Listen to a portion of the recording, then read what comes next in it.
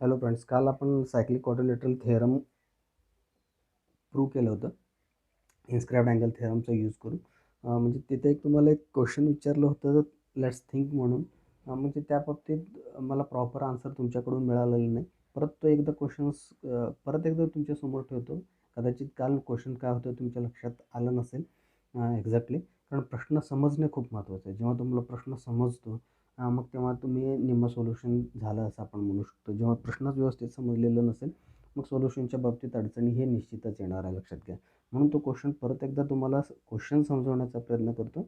मग तुम्ही त्याचं जे आन्सर आहे लेट्स थिंकच्या टायटलखाली तो तुम्ही विचार करायचा, ठीक आहे. काय होतं बघा क्वेश्चन, जेव्हा एक सायक्लिक क्वाड्रिलॅटरल तुम्ही सायक्लिक क्वाड्रिलॅटरलचा थेरम काय, the opposite angles of cyclic quadrilaterals are supplementary.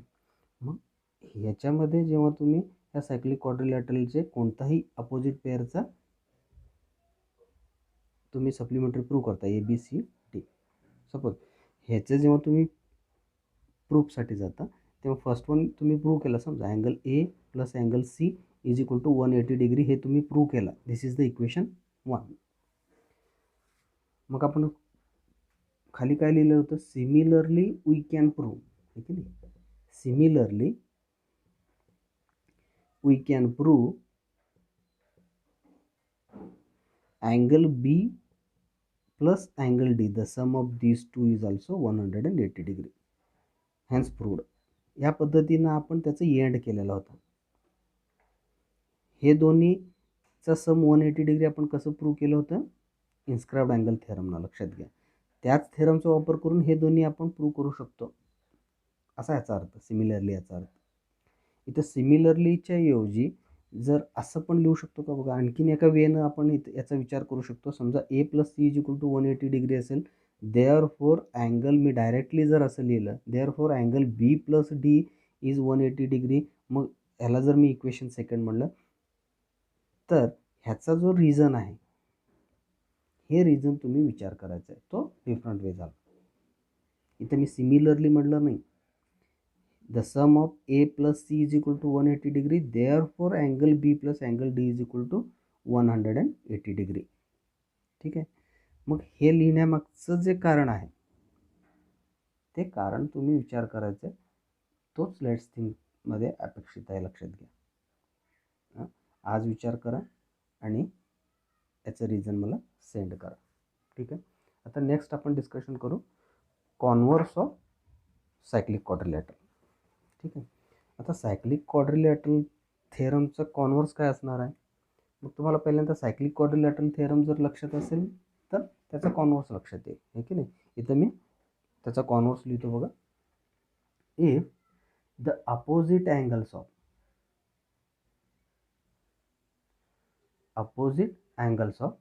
quadrilateral are supplementary, then it is cyclic quadrilateral. आलं लक्षात. सायक्लिक क्वाड्रिलॅटरल असेल तर आपण काय लिहितो, opposite angles of that quadrilateral are supplementary. आता इथं ऑलरेडी आपल्याला हे सप्लिमेंटरी दिलेले आहेत. मग if the opposite angles of quadrilateral are supplementary then it is a cyclic quadrilateral. हा झाला converse of a cyclic quadrilateral theorem. मग ह्याचा जो प्रूफ आहे तो आपण इनडायरेक्ट मेथडनं देणार आहे.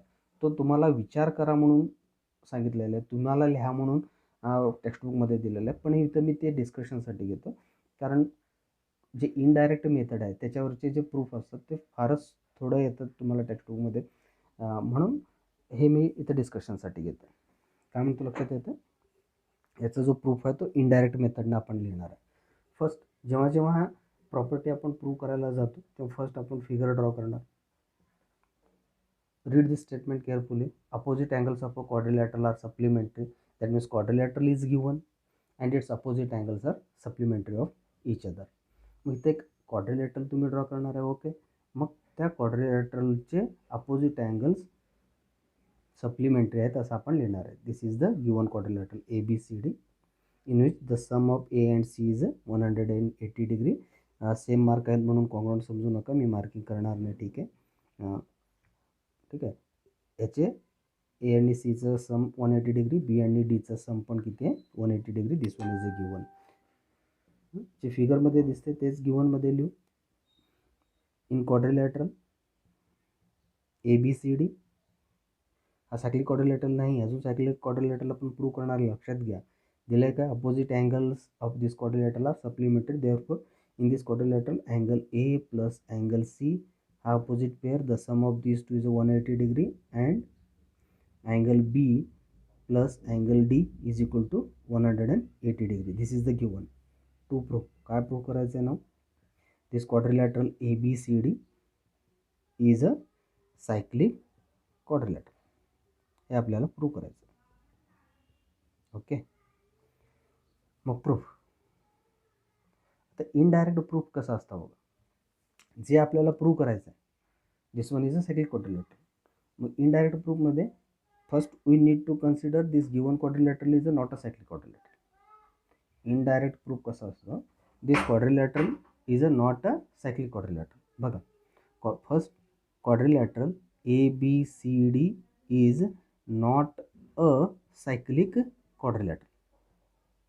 जे आपल्याला प्रूव्ह करायचं आहे तेच आपण रॉंग आहे असा जो स्टेटमेंट आहे तो स्टेटमेंट लिहिला.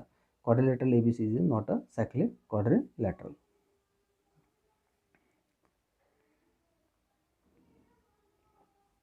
Okay. This one is our assumption. हे आपण अज्युम केलं. देअरफॉर हा जर सायक्लिक क्वाड्रिलॅटरल नसेल